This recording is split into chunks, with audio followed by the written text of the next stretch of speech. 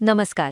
या व्हिडिओमध्ये आपण आभासी वैयक्तिक ठेव लेखा virtual personal deposit account (VPDA) ही नवीन प्रणालीविषयी उपलब्ध शासन निर्णयानुसार सविस्तर माहिती पाहणार आहोत. चला तर मग सुरुवात करूया VPDA अकाउंट भाग 3 ला. शासन निर्णय क्रमांक 03. महाराष्ट्र शासन वित्त विभाग शासन निर्णय क्रमांक संकीर्ण 2025 प्र.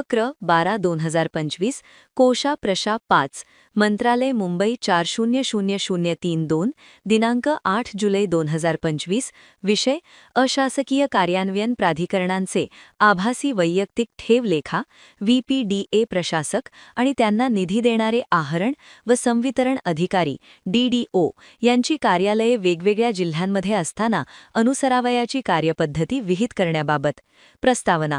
सहाय्यक अनुदानाच्या जलद संवितरणासाठी लागू करण्यात आलेल्या VPDA व्यवस्थेमध्ये निधी वर्ग करणारा अधिकारी आणि निधी घेणारा प्रशासक हे दोन्ही एकाच जिल्हा कोषागार कार्यालयाच्या कार्यक्षेत्रात असणे आवश्यक होते.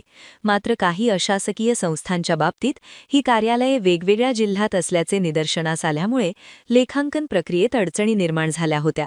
यावर उपाय म्हणून शासन खालीलप्रमाणे निर्णय घेत आहे. शासन निर्णय 1. प्रशासकाची नियुक्ती.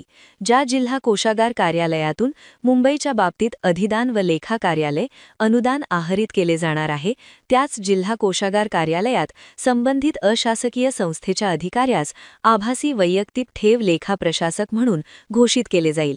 सोप्या भाषेत निधी देणारा DDO ज्या कोषागाराशी जोडलेला आहे त्याच कोषागाराशी निधी घेणारा अशासकीय प्रशासक देखील जोडलेला असेल.